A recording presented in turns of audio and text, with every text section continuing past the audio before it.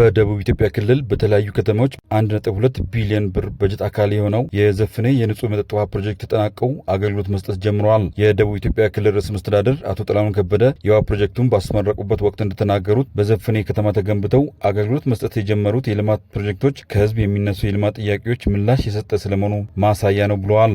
ለቦረዳ ውሃ ለዘፈነ የምንጊዜ ጥያቄ ነበር።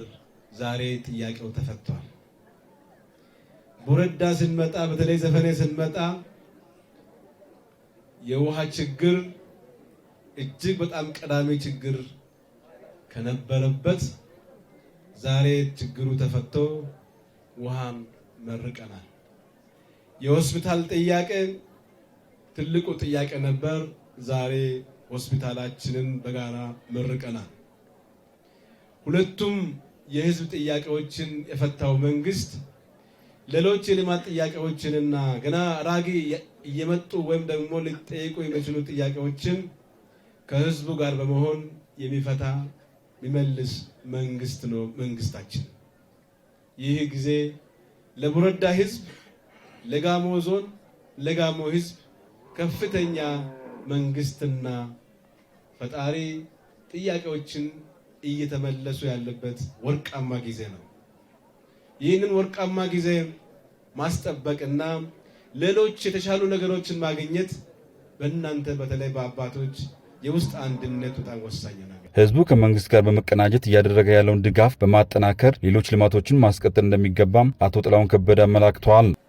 የውሃ ተቋማችን ዛሬ የውሃ አገልግሎት ተብሎ ስራ የጀመረው ከምንም በላይ አገልግሎቱ ቀጣይነት እንዲሆን ውሃ ሳይጎድል ወይም ሳይቋረጥ ለመጠቀም የሚያስችል የከተማ ውሃ አገልግሎት ጠንካራ ተቋም እንዲሆን መከታተል ይጠበቅብናል። የውሃ ተቋማት ለማህበረሰቡ ዘላቂ አገልግሎት መስጠት እንዲችል የመጠበቅና የመንከባከብ ተግባራት ማጠናከር እንደሚገባ ርዕሰ መስተዳድሩ አስገንዝበዋል።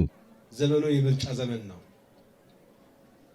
ዛሬ 15 ቀን በኋላ የምናደርገውን ምርጫ መንግስት ጥያቄያችሁን እንዲፈታ የምርጫ ምልክት ይዘን የቀረብነውን የስንዴ ነዶን መርጣችሁ በሰላማዊ መንገድ ነፃ ፍትሃዊ በሆነ መንገድ መንግስት ተመስርቶ ወደ ልማት እንዲገባ የሰላም ተምሳሌት ሆኖ ወረዳው እንዲቀጥል በማድረግ ረገድ ከፍተኛ ሚና እንድትጫወቱ አደራ ለማለት እፈልጋለሁ። የደቡብ ኢትዮጵያ ክልል ውሃና ኢነርጂ ቢሮ ኃላፊ ኢንጂነር አክሊሉ አዳኝ ንጹህ የመጠጥ ውሃ ተደራሽነት በማሻሻል ጤናው የተጠበቀ ህብረተሰብ ለመፍጠር ትኩረት ተደርጎ እየተሰራ ይገኛል ብለዋል። የዘፍኔ ውሃ ፕሮጀክት ከ157 ሚሊዮን ብር በላይ በጀት የተገነባ የንጹህ መጠጥ ውሃ ፕሮጀክት ሲሆን ለ34,000 ህዝብ ተጠቃሚ ያደርጋል ሲሉም ኢንጂነር አክሊሉ አዳኝ ገልጸዋል።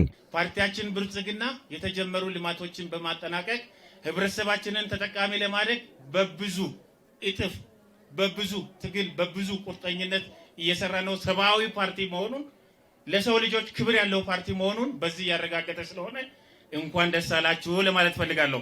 አሁን ግን ለሚቀጥሉት 20 ዓመታት ለህብረተሰቡ በቂ አገልግሎት ለመስጠት መጠጥ ውሃው ተዘጋጅቶ ነው ከ34,000 በላይ ህዝብ ተጠቃሚ ለማድረግ ታቅዶ ነው የተሰራውና ይሄ ትልቅ ስኬት ነው። የተጀመሩ ልማቶችን ለማስቀጠል ህብረተሰቡ አስፈላጊውን ድጋፍ ማድረግ እንደሚገባ ኢንጂነር አክሊሉ አዳኝ አሳስበዋል። የጋሞ ዞን ዋና አስተዳዳሪ ዶክተር ደምሴ አድማሱ በበኩላቸው ባለፉት 8 ዓመታት ማህበረሰቡን ተጠቃሚ ያደረጉ ልማቶችን በማስገንባት መንግስት ለሰው ተኮር ልማቶች ቅድሚያ ሰጥቶ እየሰራ እንደሚገኝ አብራርተዋል። አዲሱ የንጹህ መጠጥ ውሃ የዘፍኔ ከተማ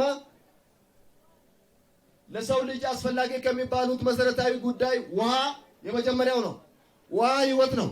ንጹህና ደህንነቱ የጠበቀ የመጠጥ ውሃ ተደራሽነት ህዝባችን ከውሃ ወለድ በሽታዎች ይጠብቃል። የንጽህና አጠባበቅን ያሻሽላል። ትምህርት ቤቶችና ንግዶችን ይደግፋል። በተለይም ውሃ ፍለጋ ረዥም ርቀት የሚጓዙ ሴቶችና ልጆች የሚሸከሙትን ሸክም ይቀንሳል። ስለዚህም ይህ ፕሮጀክት በህዝብ ጤና፣ ምርታማነትና በመጪው ትውልድ ላይ ኢንቨስትመንት ነው። በጋሞ ዞን ቦረዳ ወረዳ የዘፍኔ ከተማ ነዋሪዎች የንጹህ የመጠጥ ውሃ ጥያቄ ምላሽ አግኝተው የአገልግሎቱ ተጠቃሚ በመሆናቸው አደባባይ ወጥተው ደስታቸውን ገልጸዋል።